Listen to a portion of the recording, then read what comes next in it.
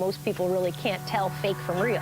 Fabricated stories. The fake news phenomenon has hit Kenya. Fake news about Qatar. Flood Germany with disinformation and fake news. Russian propaganda. Fake news. Censorship. Manipulated. Fake news. Disinformation hurts and compromises democracy because it pollutes the information space to such an extent that people can't tell facts and lies apart anymore.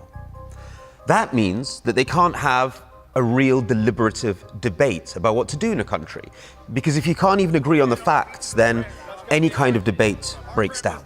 I think in the US that has already started happening, which is incredibly worrying. Ukraine has much more experience compared to many other countries in how to deal with fakes and disinformation. No other country has a contemporary history of conducting war with Russia. I learned about the Learn to Discern curriculum when I was looking for solutions to the crisis in Ukraine. Media literacy is a very, very important ingredient, and Learn to Discern was by far and away the most original approach to it that we came across.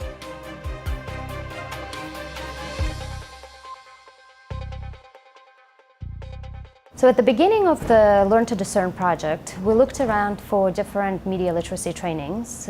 What we found is that the media literacy curriculums weren't addressing the types of challenges that we face today with disinformation and propaganda. They were not as sophisticated as propaganda and disinformation itself.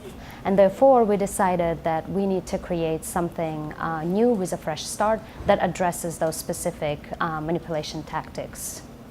We need to realize that we are in an information vortex, and these winds can have a negative effect on our minds. My job as a Learn to Discern trainer is to help my students use common sense and critical thinking when working with all these different information streams.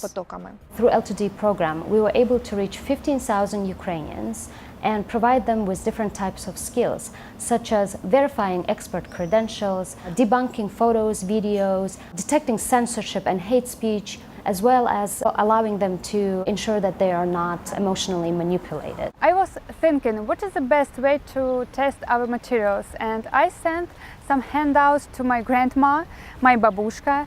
In 1 week, she called me and said, Marina, now I understood why a lot of Ukrainian channels shows good news about Ukrainian oligarchs, because they are actually owners of these channels.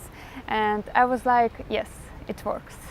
By teaching people the skills on how to tell what's true, what's not in the media, and how to discern disinformation, misinformation, and propaganda, we create bigger demand for good quality information. And that's why we focused on people who actually consume the news. This is valuable tools for Ukrainian citizens, but its value extends beyond Ukraine's borders, and I think could be very valuable in numerous countries, including in the West. Because it is not about telling people what to watch, telling them how to select their source of information. It's not about being pro-EU or pro-Russia in Ukraine. It's not about being Republican or Democrat in America. It's about making up your own mind about what you read and see and hear.